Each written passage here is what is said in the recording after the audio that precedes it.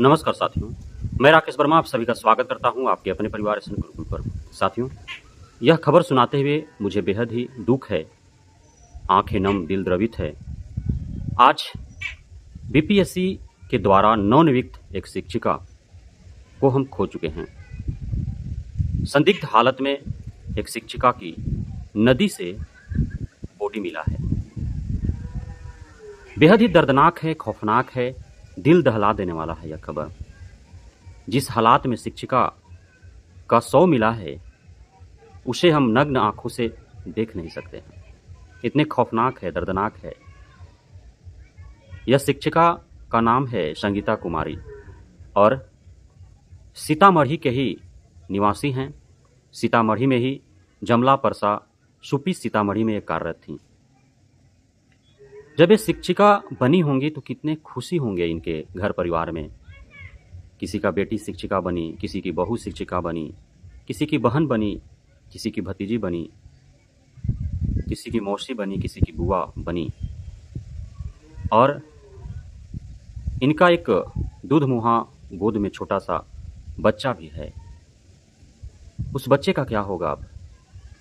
हमारे समाज में दरिंदगी इतनी फैल चुकी है, हमारे समाज के लोग इतने राक्षसी हो गए हैं, हौसी हो गए हैं। वे सिर्फ अपनी बहन, अपनी माँ को ही बहन और माँ समझते हैं। अन्य किसी महिला को न तो वे बहन समझ रहे हैं, न माँ समझ रहे हैं। अन्य किसी महिला में उन्हें अपनी बहन, अपनी माँ नहीं दिख रही।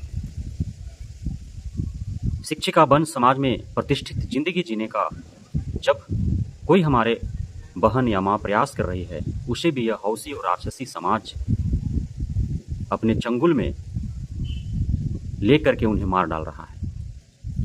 आज पूरे बिहार भर की हालात क्या है? आखिर हमारे बिहार के मुख्यमंत्री, सह गृह मंत्री माननीय नीतीश कुमार कर क्या रहे हैं?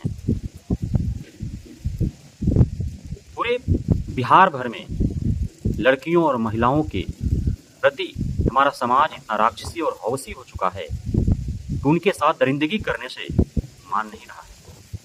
इसके पीछे का मुख्य कारण है कि न तो इसके प्रति सत्तापक्ष सजग है, न विपक्ष सजग है, न क्षेत्रीय जनप्रतिनिधि सजग है, न ही कोई नेता सजग है और न ही अधिकारी, पदाधिकारी, प्रशासन, पुलिस सजग है। भारत में ही हमने देखा है कुछ ऐसे राज्य हैं जहां पे पुलिस प्रशासन इतने सख्त हैं कि वहां इस प्रकार से घटनाओं का अंजाम देना तो क्या कोई सोच भी नहीं सकता है।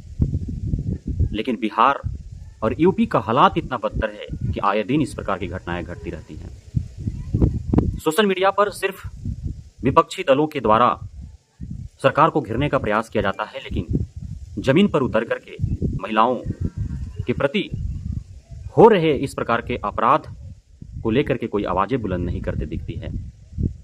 सरकार पर दबाव बनाते नहीं दिखती है कि सरकार इस प्रकार के घटनाओं को अंजाम होने से पूर्व ही रोकथाम का कोई उचित प्रबंधन कर सके, व्यवस्था कर सके। हम लगातार अपने समाज की किसी बेटी को, बहन को, माँ को छीनते हुए दिख रहे हैं, हम खो रहे हैं, लेकिन हम हाथ पर हाथ धर बैठे हुए हैं। और यह राक्षसी समाज, यह हौसी समाज लगातार इस प्रकार के अपराधों को अंजाम दे रही है। पूरे शिक्षक समाज से हम मांग करते हैं, जितने भी शिक्षक और छात्र संघ संगठन है, कि हमारी एक बहन शिक्षिका संगीता कुमारी की जो मौत हुई है इतने दर्दनाक तरीके से, इस मौत के बाद कोई और मौत न हो, ऐसा ठान ले और पूरे सड़क से सदन तक इस प्रकार के अपराध के विरुद्ध आवाजें बुलंद करे। हमें ट्रांसफर और पोस्टिंग को लेकर के विभाग और सरकार से मांग करनी होगी। भले ही कमेटी गठित की गई है, लेकिन रिपोर्ट आने से पूर्व ही इस प्रकार की घटनाएं घटी। कहां कहां के शिक्षिकें कहां कहां चली गई हैं, यत्र तत्र बिना क्षेत्रीय हालातों को समझे जहां तहां शिक्षक शिक्षिकाओं का पोस्टिंग कर दिया गया है। कई कई किलोमीटर दूर पैदल जो है शिक्षिकाओं को जाना पड़ता है, आना पड़ता है। सुबह सवेरे विद्यालय के लिए निकलना पड़ता है, शाम आते आते देर शाम हो जाती है।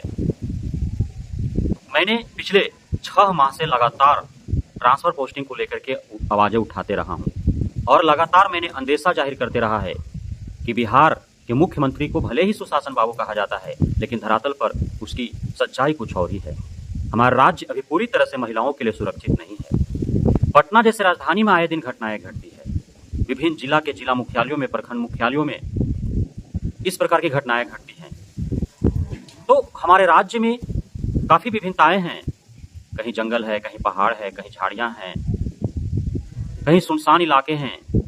और उन सुनसान इलाकों से, उन झाड़ियों से, उन नदियों से, उन पहाड़ों से, उन जंगलों से शिक्षक शिक्षिकाओं को स्कूटी से, बाइक से, साइकिल से या पैदल गुजरना पड़ता है। और इसी बीच राजसी और हौसी लोग जो हैं अपने अंजाम को